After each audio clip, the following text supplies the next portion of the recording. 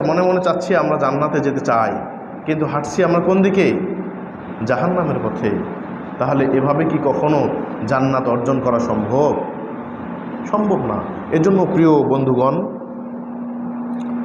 আমাদেরকে সচেতন হতে হবে, আমাদেরকে বিবেক খাটাতে হবে, আমাদেরকে চিন্তা করতে হবে।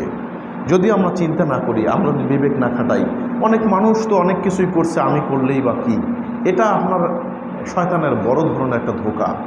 অনেক মানুষ জাকাত দেয় না, আমি না দিলে কী হবে? অনেক মানুষ সুদ খায়, আমি একটু লোন নিলে কি হবে?